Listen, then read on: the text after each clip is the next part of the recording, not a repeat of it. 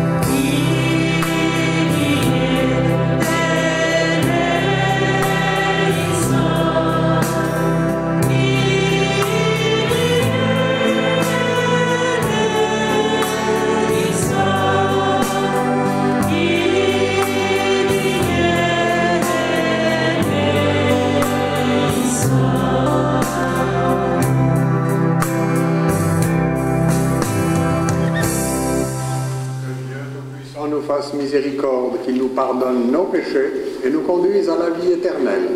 Amen.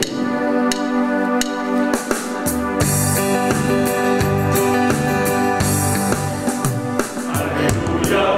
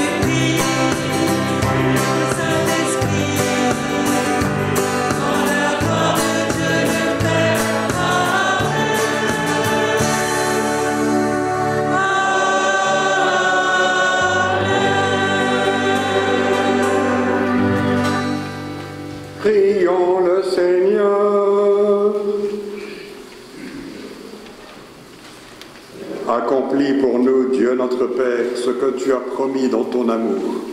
Que ton Esprit Saint vienne habiter nos cœurs et nous donne la force d'être devant le monde de vrais témoins de l'évangile du Christ, lui qui vit et règne avec toi dans l'unité du Saint-Esprit, Dieu, pour les siècles des siècles. Amen.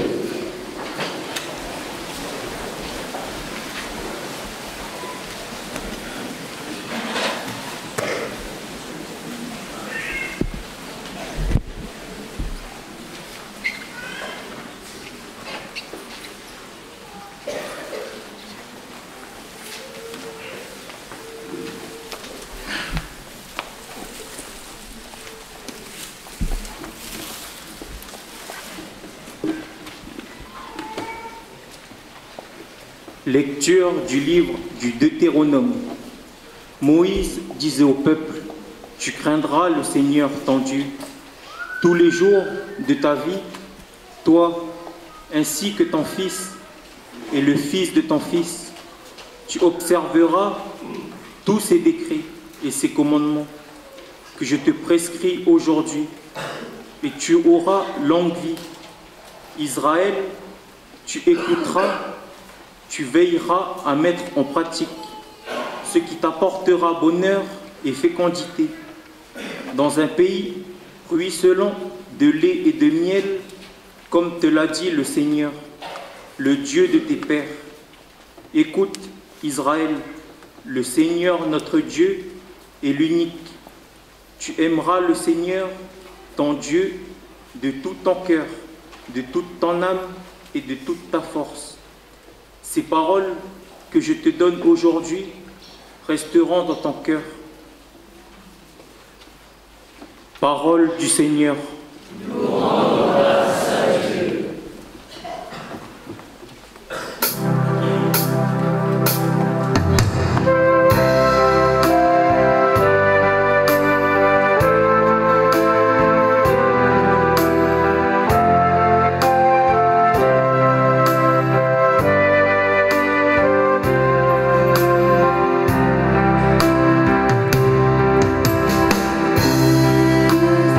Seigneur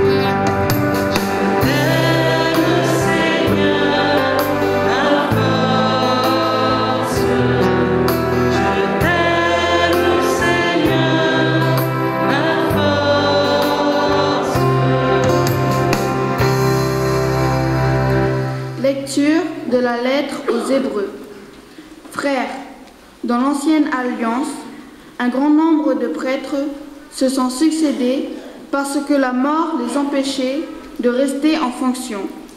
Jésus, lui, parce qu'il demeure pour l'éternité, possède un sacerdoce qui ne passe pas. C'est pourquoi il est capable de sauver d'une manière définitive ceux qui par lui s'avancent vers Dieu. Car il est toujours vivant pour intercéder en leur faveur. C'est bien le grand prêtre qu'il nous fallait, saint, innocent, immaculé, séparé maintenant des pécheurs. Il est désormais plus haut que les cieux. Il n'a pas besoin, comme les autres grands prêtres, d'offrir chaque jour des sacrifices. D'abord, pour ses péchés personnels, puis pour ceux du peuple. Cela, il l'a fait une fois pour toutes, en s'offrant lui-même.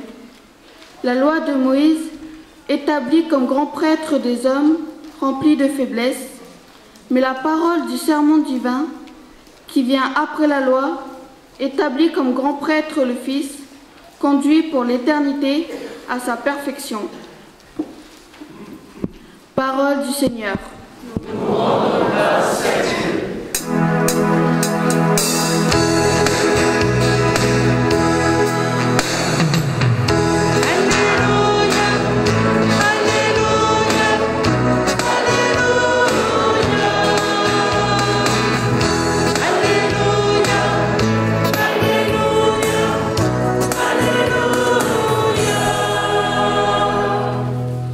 Si quelqu'un m'aime, il gardera ma parole, dit le Seigneur.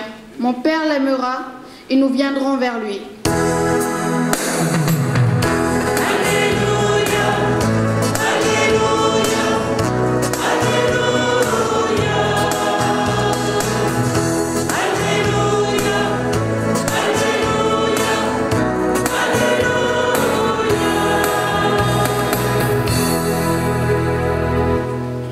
Le Seigneur soit avec vous.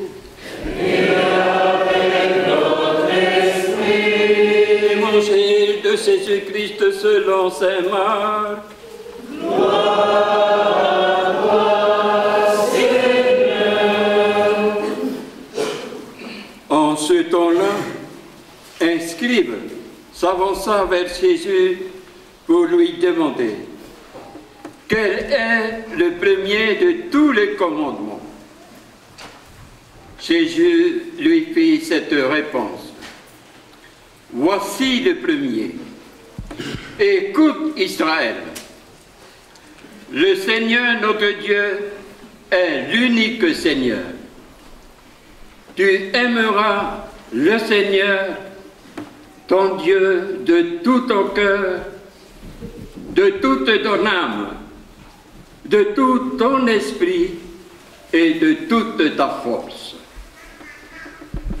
Et voici le second. Tu aimeras ton prochain comme toi-même. Il n'y a pas de commandement plus grand que cela. Le scribe reprit: fort bien, maître, tu as dit vrai. Dieu est l'unique et il n'y en a pas d'autre que lui.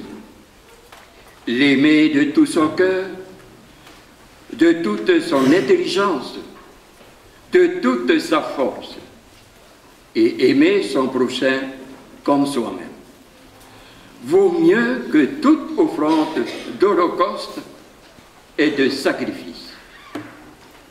Jésus, voyant qu'il avait fait une remarque judicieuse, lui dit: tu n'es pas loin du royaume de Dieu. Et personne n'osait plus l'interroger. Acclamons la parole de Dieu. Louange à toi, Seigneur Jésus.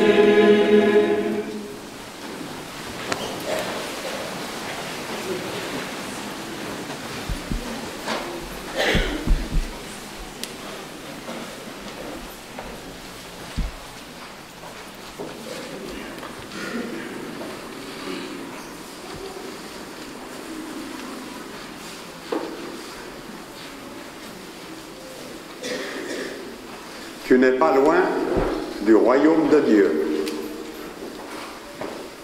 Voilà comment Jésus réagit quand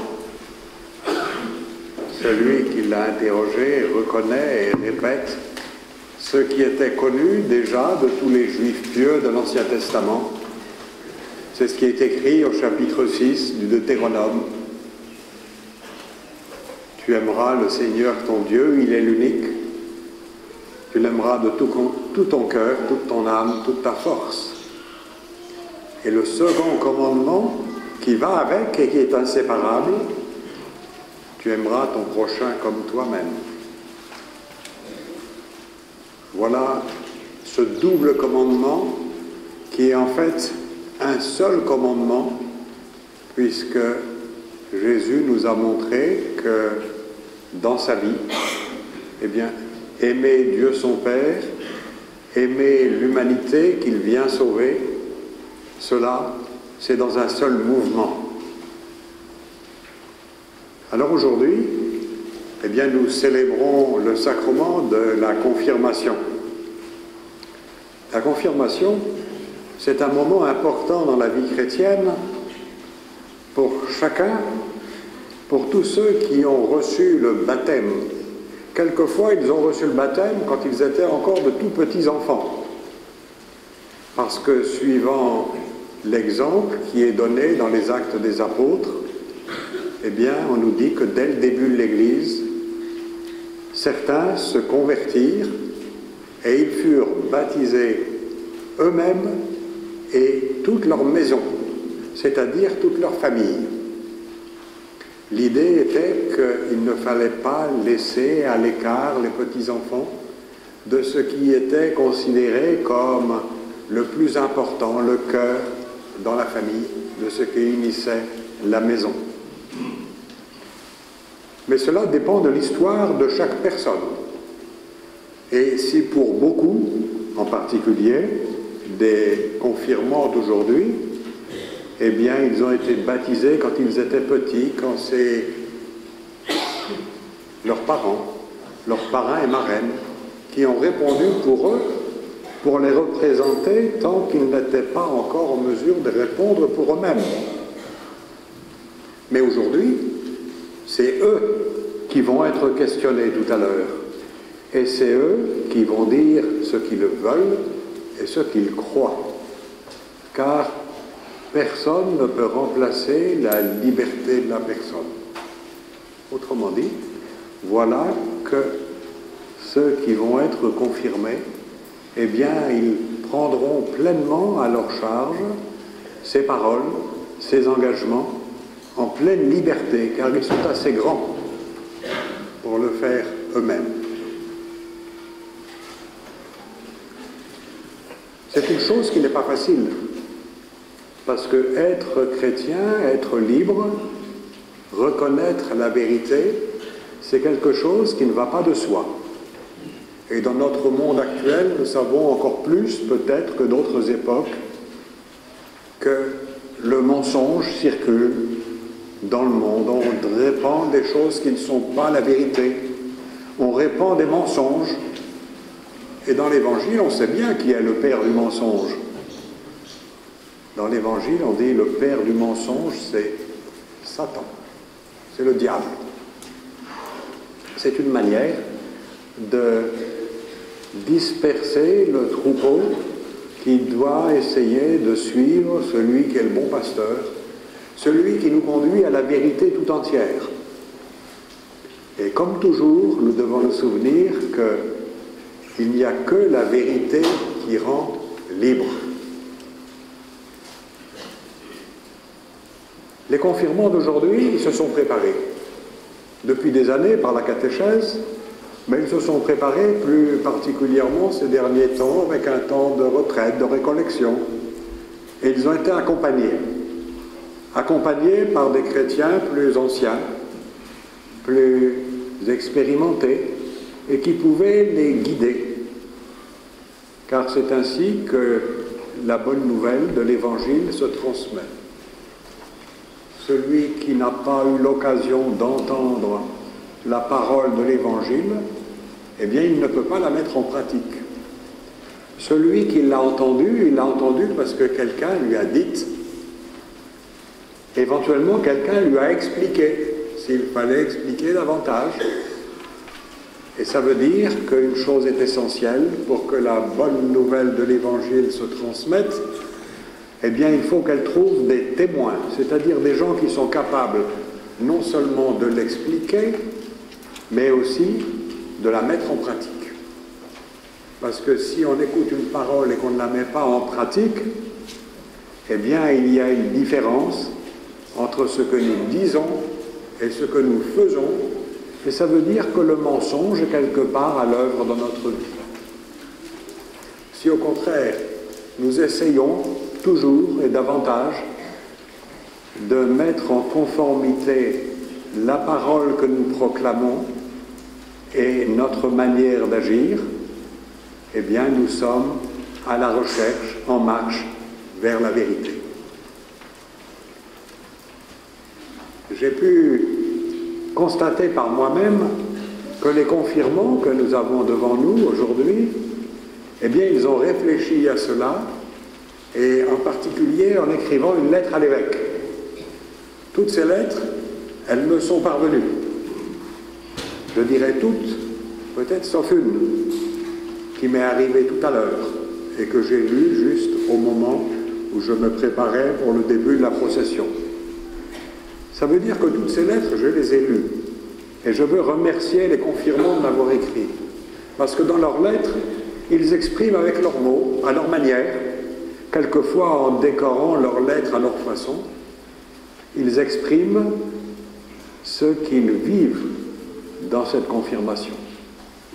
Et ils montrent que ce qu'ils vivent, eh bien, c'est à l'image de ce que les apôtres ont vécu le jour de la Pentecôte. Quand ils étaient rassemblés, quand ils étaient tout prêts à se mettre en route, mais qu'ils étaient encore craintifs. Et comment ce jour-là, comme un coup de vent violent, comme un feu qui s'est répandu sur chacun d'eux, c'est leur courage qui a été réchauffé. C'est la lumière de la vérité qui s'est faite dans leur cœur. Et ils ont reçu la force de l'Esprit Saint. Et avec la force de cet esprit, eux qui étaient craintifs, eh bien, ils ont eu le courage de sortir, de porter témoignage, d'annoncer la parole à toute la population nombreuse qui était présente dans Jérusalem. C'était jour de pèlerinage. Ça veut dire qu'il y avait une foule qui venait de toutes les régions du monde connues à l'époque.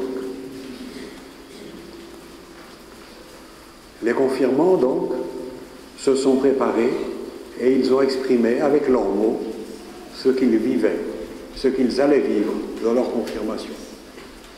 Mais cette manière d'écrire, eh bien, c'est une manière d'écrire qui est fréquente dans l'Église.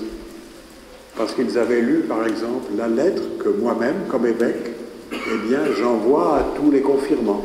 Et ils ont réfléchi sur les termes de cette lettre. Et puis, juste il y a quelques jours, c'était la semaine dernière, eh bien, quelqu'un d'autre a écrit une lettre importante dans l'Église. C'est le pape François. Le pape François, de temps en temps, comme ses prédécesseurs, les papes, eh bien, écrit une lettre qu'on appelle une encyclique, c'est-à-dire une lettre solennelle, et qu'il envoie à tous les chrétiens du monde entier. Et cette lettre du pape François, eh bien, elle est appelée du nom de ses premiers mots en latin. Parce que le premier exemplaire de cette lettre, il est écrit en latin, et ensuite c'est traduit dans toutes sortes de langues. Les encycliques précédentes, souvent, elles sont traduites dans une dizaine de langues, pour que dans le monde entier, on soit en mesure de les comprendre.